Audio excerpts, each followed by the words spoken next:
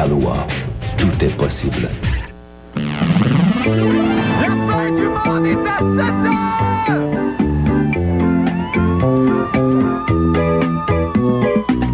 La fin du monde est à 7 heures, annonçait le téléviseur. La fin du monde est à 7 heures.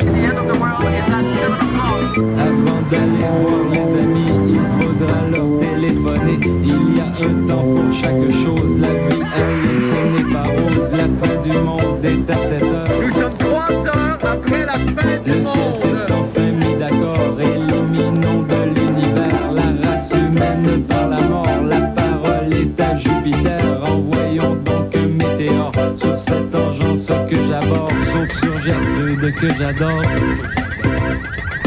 Mardi 19 octobre 1999, est-il temps de dire adieu à nos scènes noires?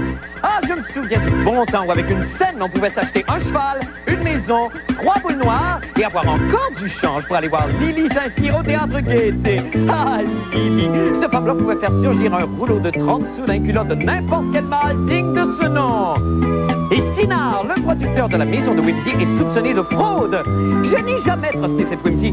Tout le monde sait que sa maison est en réalité un immense bordel de popettes. Je le sais, j'ai déjà vu Geneviève mettre sa main dans Bibi jusqu'au coude. Bonne fin du monde, mesdames et messieurs. Tout d'abord, des nouvelles de moi. Eh bien, parlons tout de suite des grands événements télévisuels du dernier millénaire, OK?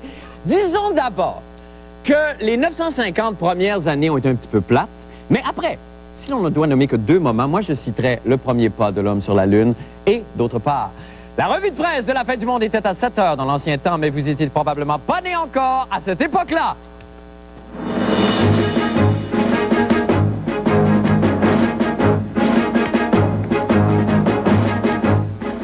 Eh bien, première nouvelle, la ministre fédérale du patrimoine, Mme Sheila Copps, devient actrice. Elle a fait en effet une apparition dans la télésérie canadienne Power Play qui traite des dessous du hockey professionnel. Ça, c'est un peu comme lancer compte, mais avec le mot power et le mot play dans le titre. Madame Copps incarnait une femme de pouvoir tentant d'empêcher le déménagement aux États-Unis d'une équipe de hockey. À la fin de l'épisode, Sheila Copps donnait la réplique au député bloquiste Stéphane Bergeron dans une scène qui a fait couler énormément d'encre. Nous avons d'ailleurs en exclusivité cet extrait qu'on vous montre à l'instant.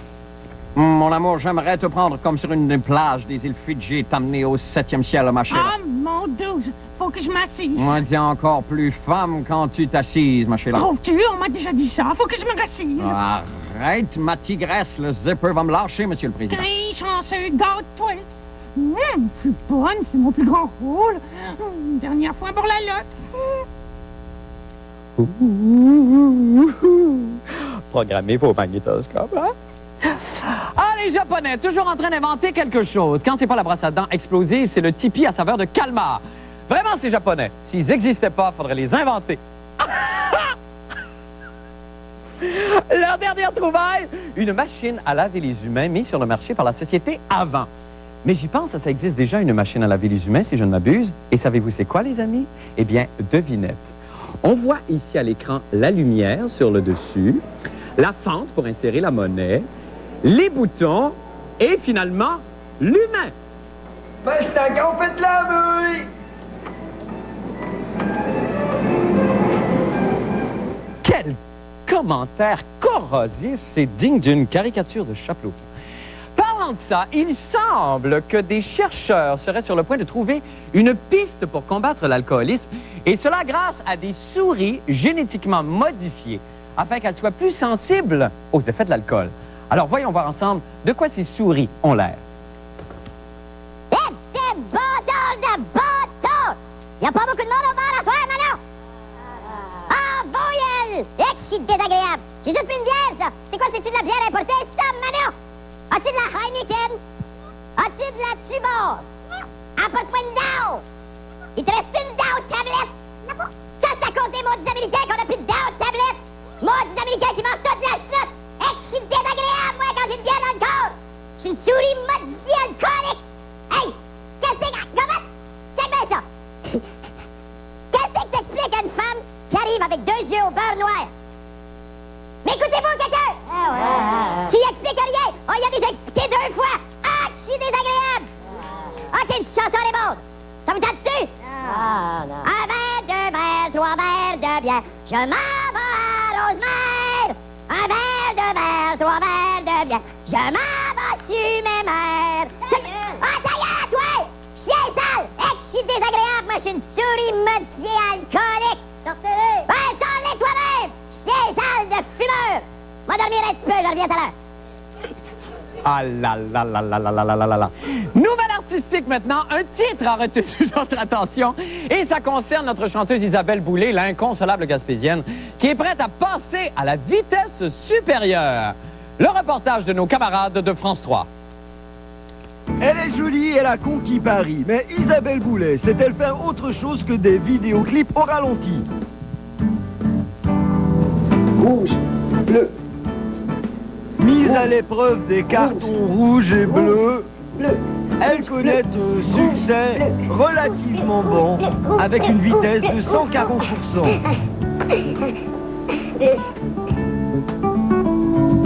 Soumise au test de la tapette à mouche, encore là, Isabelle Boulay surprend.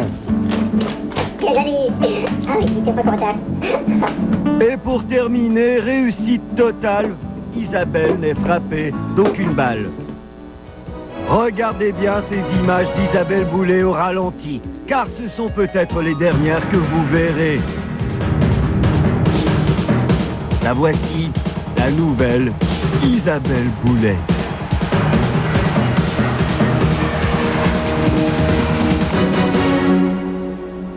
Un reportage de Didier Blanchenois. Ah là là là là là là là là là. Eh bien, c'est tout pour la revue de presse de la fin du monde et tête à 7 heures dans l'ancien temps, mais vous étiez probablement pas né encore à cette époque-là.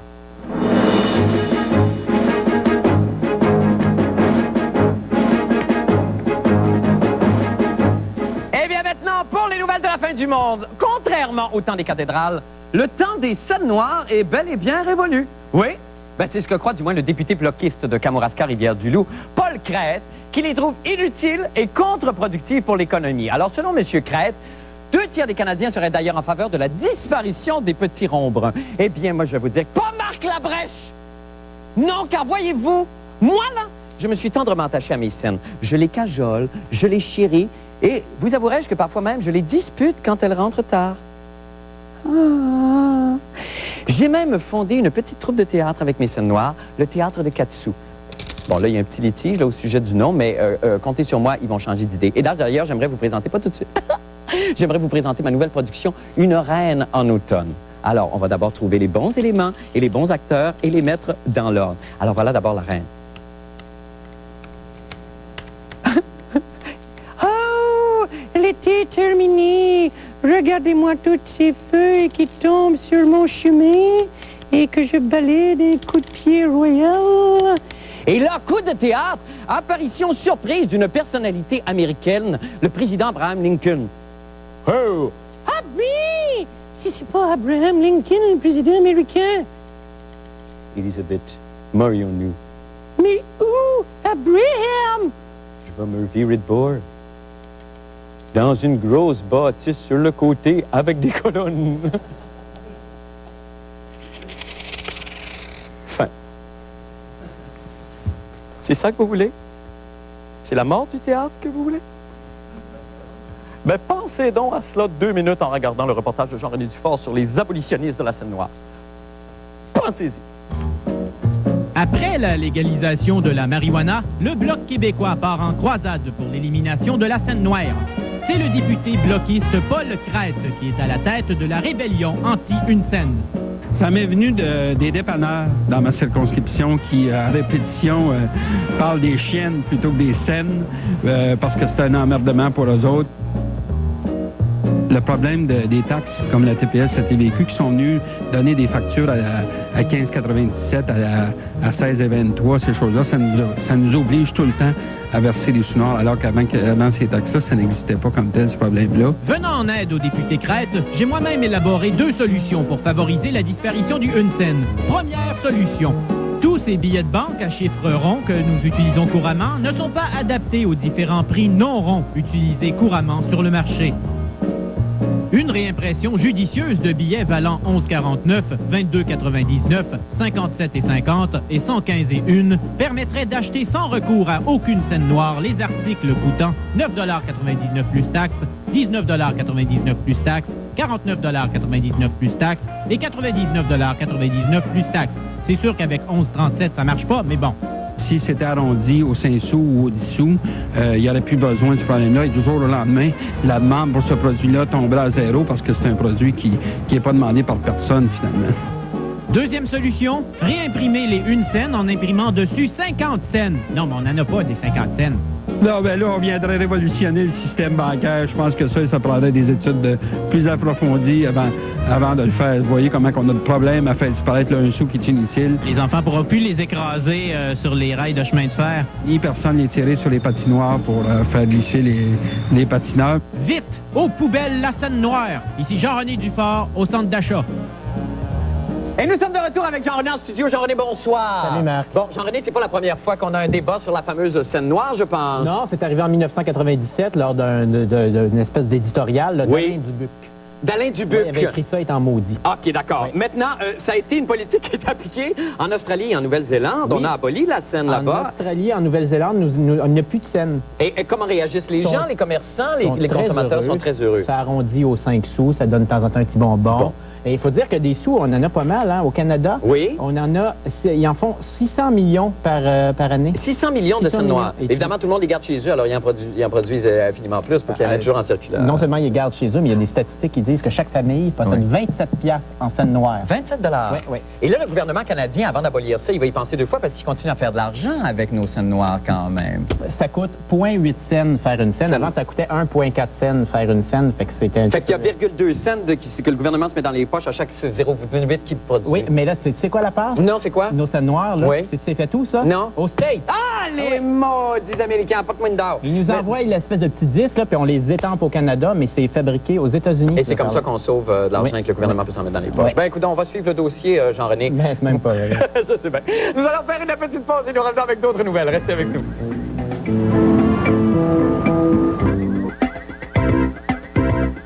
J'ai mal à ma télévision. Oui. Honnêtement, j'ai le récepteur enflé de même et le producteur à vif. Non, mais qu'est-ce qui arrive avec cette maison de production Sinard qui aurait fraudé le gouvernement en utilisant des faux noms de Canadiens pour obtenir des subventions? Moi, ce qui m'inquiète, c'est que je me demande si la fin du monde utilise les mêmes ruses pour obtenir des subventions. Revisons ensemble, si vous le voulez bien, le générique de l'émission pour vérifier s'il s'agit de véritables Canadiens. D'accord? Je me tasse. Réalisation, on retrouve évidemment Olga Schnegerfleischens de la fameuse famille des Schnegerfleischens du bas du fleuve, full canadien. Les textes maintenant, Abraham et Moïse Rosenblum. Ah, ça, vraiment, ça a la feuille d'érable tatouée sur le cœur. Rien à faire. Maquilleur, Stéphano, avec 3 O. 1 O, j'aurais eu des doutes, mais 3, c'est synonyme de full Canada, ça. Et finalement, Poffeuse pubienne, Nguyen Hur. Elle, je la connais personnellement, à Poff depuis la Ribouledingue. Aucune inquiétude. Fait que, en ce qui nous concerne, merci, tout me semble en ordre, ce qui ne semble pas être le cas chez Sinard, qui produit entre autres émissions La Maison de Whimsy, Caillou et Robinson Sucroé. Pour les détails sur ce scandale des subventions aux producteurs Sinard, regardons ensemble, si vous voulez bien, le reportage de M. Patrick Masbourian.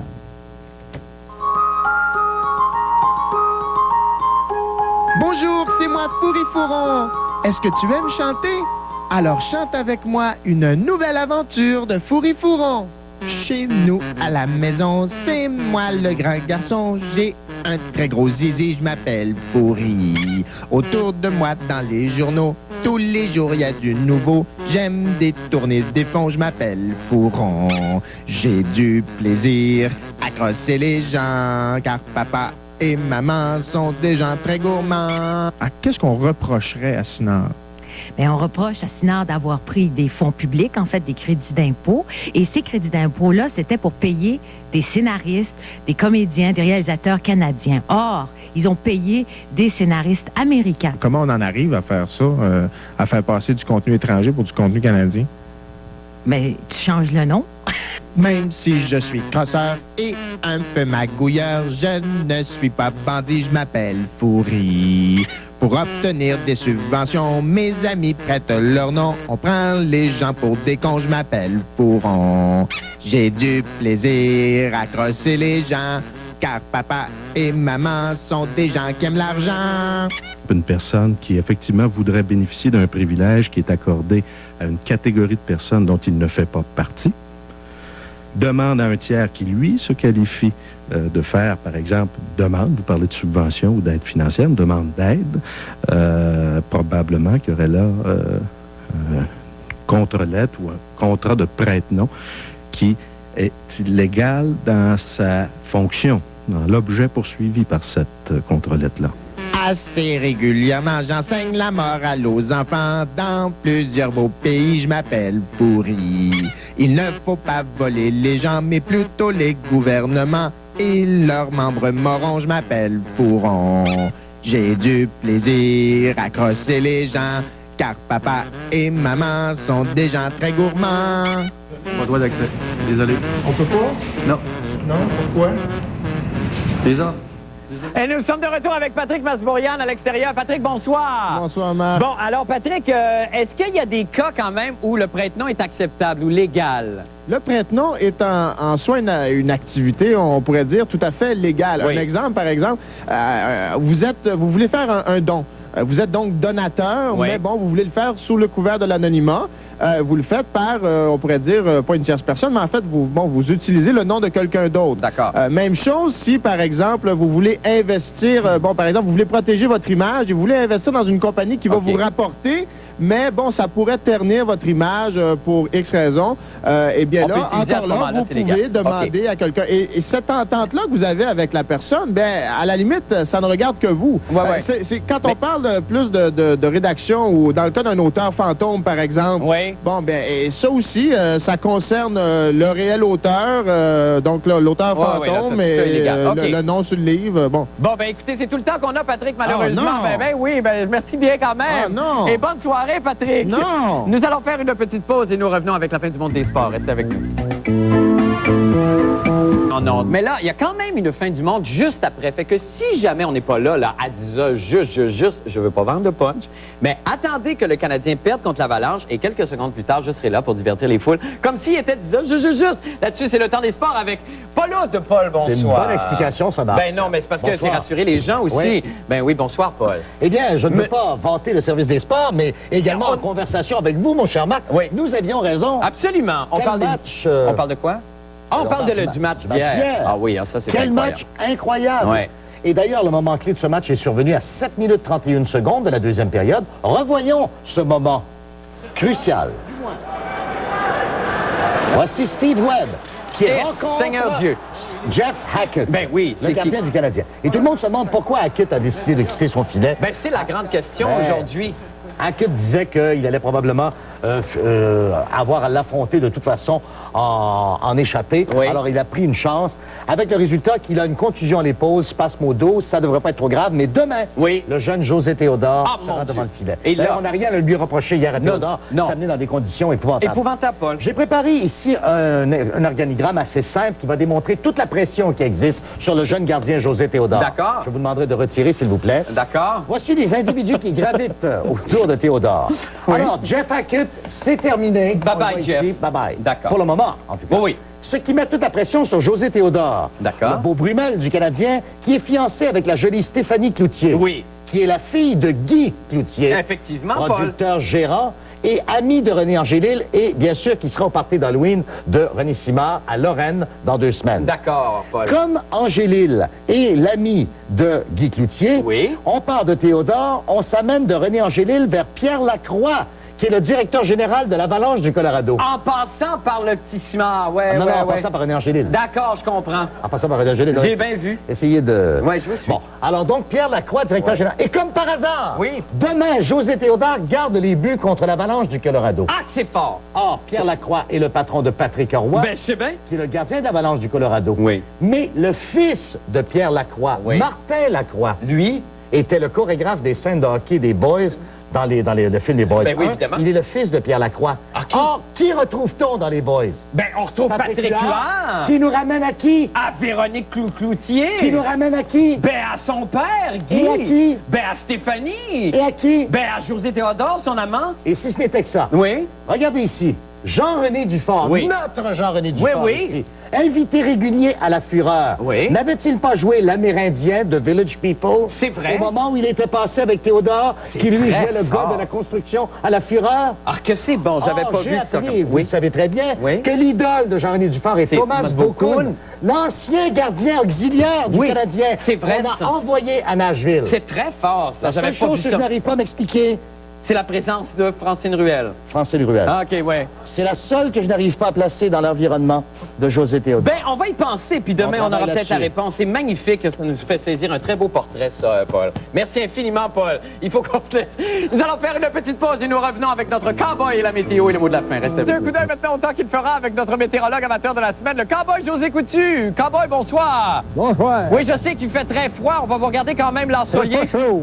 Oui, quel temps on annonce? On va geler encore, José. Là, il annonce 2 ce soir. Demain, il va faire 12 avec la possibilité de la pluie. OK, alors on regarde votre démonstration et on est tout...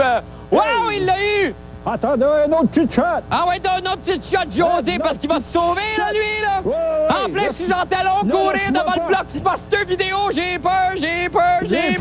On s'en vient. OK, let's go, José, on va regarder une dernière fois. Hey, il l'a eu d'une corde. Merci beaucoup, José. À demain tout le monde. Bye, bonne nuit. Surveillez la chronique de la fin du monde dans le Kageou.